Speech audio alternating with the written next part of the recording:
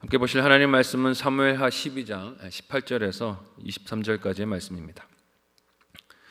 구약성경 480페이지 전으로 있습니다. 사무엘하 12장 18절에서 23절까지의 말씀을 드라마 바이블로 봉독하겠습니다. 이래 만에 그 아이가 죽으니라. 그러나 다윗의 신하들이 아이가 죽은 것을 왕에게 아뢰기를 두려워하니 이는 그들이 말하기를 아이가 살았을 때에 우리가 그에게 말하여도 왕이 그 말을 듣지 아니하셨나니 어떻게 그 아이가 죽은 것을 그에게 아뢰 수 있으랴. 왕이 상심하시리로다. 다윗이 그의 신하들이 서로 수군거리는 것을 보고 그 아이가 죽은 줄을 다윗이 깨닫고 그의 신하들에게 묻되 아이가 죽었느냐? 죽었나이다 하는지라. 다윗이 땅에서 일어나 몸을 씻고 기름을 바르고 의복을 갈아입고 여호와의 전에 들어가서 경배하고 왕궁으로 돌아와 명령하여 음식을 그 앞에 차리게 하고 먹은지라. 그의 신하들이 그에게 이르되 아이가 살았을 때에는 그를 위하여 금식하고 우시더니 죽은 후에는 일어나서 잡수시니 이 일이 어찌 됨이니까. 아이가 살았을 때 내가 금식하고 운 것은 혹시 여호와께서 나를 불쌍히 여기사 아이를 살려주실는지 누가 알까 생각함이거니와 지금은 죽었으니 내가 어찌 금식하랴. 내가 다시 돌아오게 할 수 있느냐? 나는 그에게로 가려니와 그는 내게로 돌아오지 아니하리라.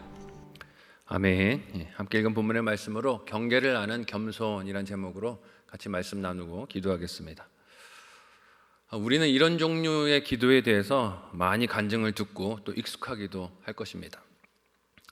열심히 기도했더니 구한 대로 응답되어서 병도 낫고 자녀도 생기고 집도 매매가 되고 또 자녀가 좋은 학교에 진학하거나 취업하게 되었다 하는 간증들 얼마나 많이 듣습니까? 기도했더니 하나님께서 이런저런 것들을 주셨습니다 하는 간증들을 들을 때면 참 부럽다. 나도 그런 기도 제목에 응답받은 것들이 있었지. 더 많이 응답받으면 좋겠다 하는 마음으로 그런 간증들을 듣곤 합니다. 그런 간증들을 듣고 있노라면 참 믿음이 좋구나. 기도해서 이렇게 많은 것들을 받았구나 하는 마음으로, 부러운 마음으로 그런 간증을 듣기도 합니다. 이런 생각도 들죠. 역시 열심히 기도로 부르짖으면 안 되는 것이 없다. 무엇이든지 할 수 있다는 정신으로 부딪히면 다 된다. 긍정의 힘으로 그런 간증들을 듣기도 합니다. 그렇지만 여러분, 우리가 하는 모든 기도에 전부 예스라는 대답만 있다면 어떻게 그 기도를 들으시는 하나님을 인격적인 분이라 할 수 있겠습니까?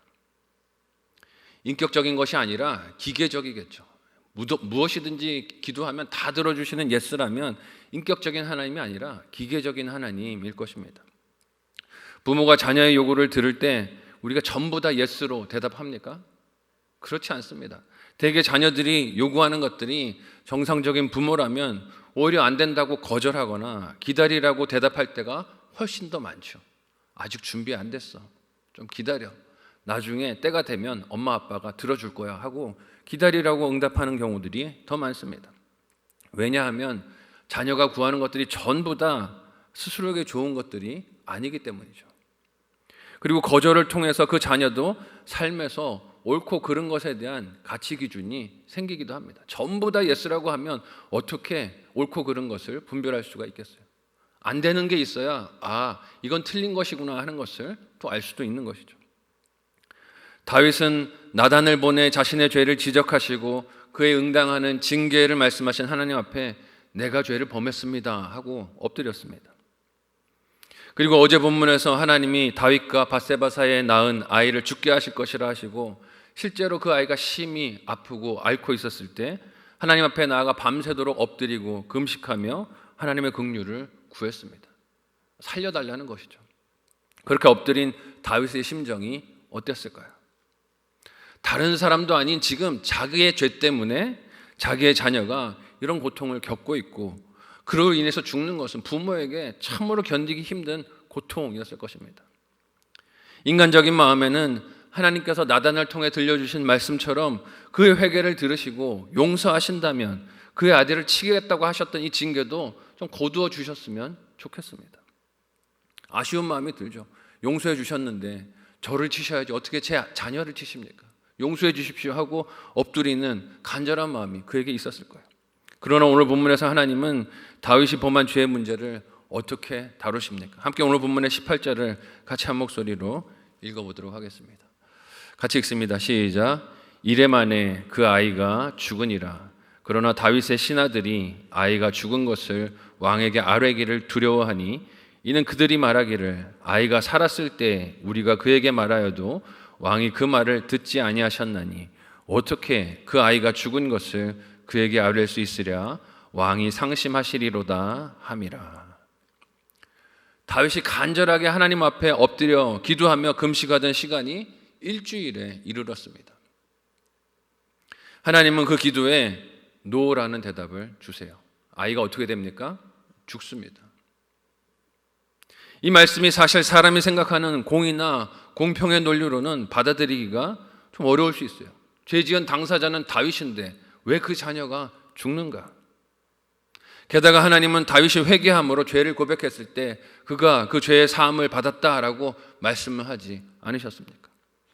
그렇지만 지은 죄는 용서를 받았다 해도 다윗이 지은 이 죄의 영향력은 남아있었던 것을 보게 됩니다.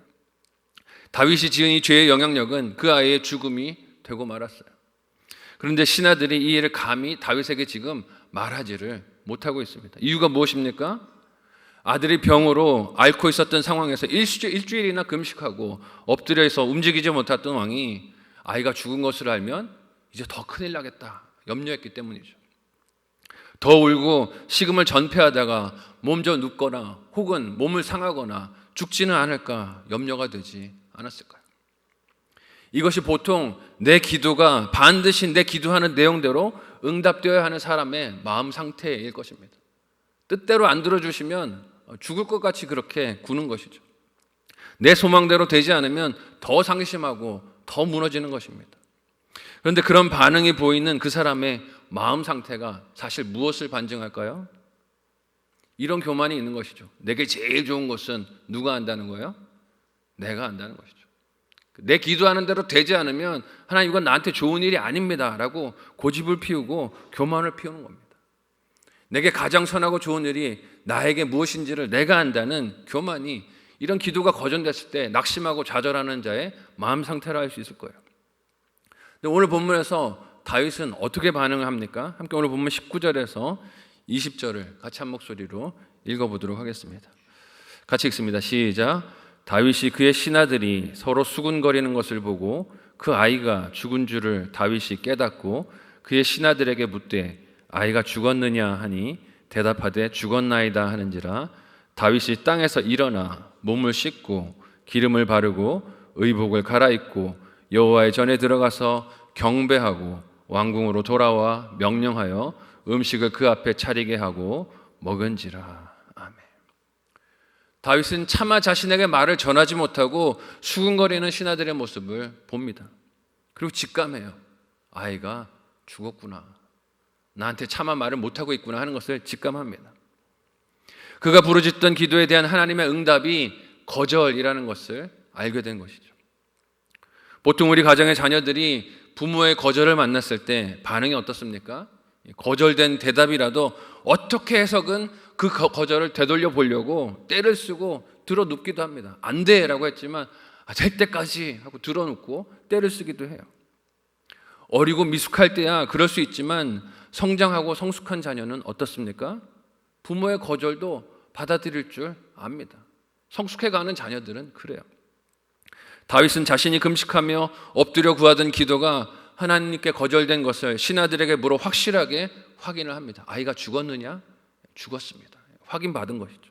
그리고 확인이 되자 어떻게 합니까? 씻고 기름을 바르고 옷을 갈아입은 후에 하나님의 언약궤가 놓인 성막으로 나아갑니다. 뭐하러 나갑니까? 경배하러 나가요.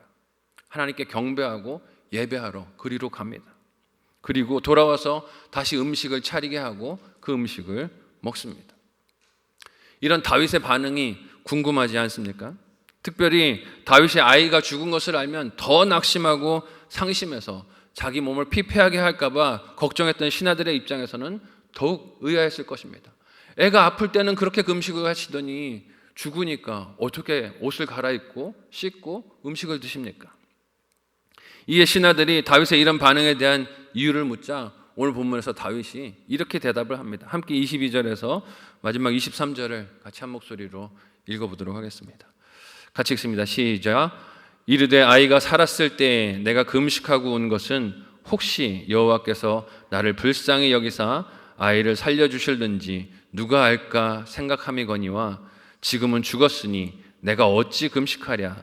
내가 다시 돌아오게 할 수 있느냐. 나는 그에게로 가려니와 그는 내게로 돌아오지 아니하리라 하니라. 아멘. 다윗의 행동에 그 이유가 궁금했던 신하들에게 다윗이 그 이유를 알려줍니다. 자신이 하나님 앞에서 울며 금식하며 기도했던 것은 혹시 하나님께서 이 아이를 살려주실지 긍휼을 입을지 모를 가능성이 있기 때문에 그렇게 기도하고 엎드렸다는 것이에요. 하지만 하나님께서 그의 기도를 거절로 확실하게 응답하셨으니 이제는 무슨 때라는 것입니까? 그 응답을 받아들여야 하는 때라는 거예요. 받아들이기로 다윗이 결심을 했다는 것입니다. 이런 다윗의 모습과 태도를 냉정하다라고 인간적으로 볼 수도 있을 것입니다. 어떻게 자녀의 죽음을 그런 태도로 대할 수 있는가 판단할 수도 있겠죠. 하지만 이게 그렇게 볼 일입니까? 그렇지 않습니다. 생명의 주관자가 하나님이시고 삶과 죽음이 그 하나님의 주권이라는 것을 믿는다면 이는 냉정한 것이 아니라 오히려 겸손이라는 것이에요. 인간으로서 자기의 경계를 알고 그 안에 머무는 순종으로서 해석될 수 있다는 것입니다. 그래서 다윗이 하는 말이 무엇입니까? 아이가 죽은 이 시점에 자신에게 아이의 생명을 되살리기 위해 할 수 있는 일은 없다는 것을 인정하는 것이에요. 시인합니다. 죽은 아이 살려내. 어디서 많이 듣던 얘기 아니에요? 한국에서 무슨 일만 생기면 내 아이 살려내, 내 자식 살려내 부르짖는데 그럴 수 없다는 거예요. 생명의 경계를 넘어선 일은 인정하고 시인해야 하는 일입니다. 죽은 아이를 다시금 살려내라고 떼를 쓰는 것이 그가 해야 할 일도 아니고 할 수 있는 일도 아니라는 것을 시인해야 한다는 것이죠. 그리고 이어서 다윗이 하는 말이 우리의 가슴을 먹먹하게 합니다. 다윗은 죽음으로 그 아이를 만나러 갈 수 있어도 그 아이는 다윗에게 돌아올 수 없다는 것이죠. 생명의 주관자가 되시는 하나님께서 행하시는 모든 일 그리고 그 일 속에 담겨있는 뜻을 신뢰하고 믿는 것입니다. 내 생각이랑 달라도 내 원하던 것과 달라도 그 하나님을 믿고 신뢰하는 것이죠. 비록 그 일하심이 다윗이 간절히 빌고 기도하고 간구했던 내용과 달라도 하나님의 선하심을 믿는 것이에요. 아마 오늘날 많은 사람들이 기도 응답으로 자랑하는 간증의 내용들과 비교해 본다면 다윗의 기도는 실패하고 믿음이 없기 때문에 마주한 결과라고 그렇게 여김을 받을지도 모르겠습니다. 하지만 여러분, 진정한 믿음의 기도가 무엇일까요? 믿습니다를 부르짖으면서 내 뜻과 소원을 다 받아냈다고 자랑하는 기도가 진짜 믿음의 기도일 거예요. 다윗은 자신이 하나님을 없인 여긴 죄를 시인하며 하나님께서 그의 자녀를 죽음에서 건져주시기를 간절히 기도하고 금식했지만 이를 거절하심도 어떻게 합니까? 겸손히 받아들였습니다. 자신의 뜻이 하나님 뜻보다 더 좋을 수 없고 간절히 기도하면서도 삶과 죽음의 경계를 넘어설 수 없는 자신의 한계를 잊지 않고 기억하고 있었기 때문입니다. 부모의 거절을 다 이해하고 납득할 수 없어도 받아들이는 그 모습이 자녀의 부모를 향한 진정한 믿음이 아니겠습니까? 지금은 부모가 왜 나에게 노라고 얘기하는지, 왜 기다리라고 얘기하는지 다 이해 못할 수 있어요. 하지만 나중에 성숙하고 자라나고 나면 아, 부모에게 이런 뜻이 있었구나 하는 것을 이후에는 알게 되는 날이 오기도 합니다. 어떤 부모의 응답에도 자녀를 향한 사랑이 있듯이 어떤 하나님의 응답에도 우리를 향하신 사랑이 담겨 있는 줄로 믿습니다. 이 새벽 우리가 하나님 앞에 드리는 이 기도들이 어떤 응답들이 있을지 우리는 확신하지 못합니다. 때로는 예스가 될 수도 있고 때로는 노가 될 수도 있습니다. 때로는 기다리라는 응답이 올 수도 있습니다. 어떤 종류의 응답이든 모두 다 하나님의 사랑인 줄로 믿습니다. 내 뜻과 내 답을 고집하는 것이 아니라 하나님이 나를 사랑하셔서 주시는 모든 기도의 응답을 믿음으로 사랑으로 받고 기쁨으로 승리하는 저와 여러분 되시기를 예수님의 이름으로 간절히 소원하고 축복합니다. 아멘.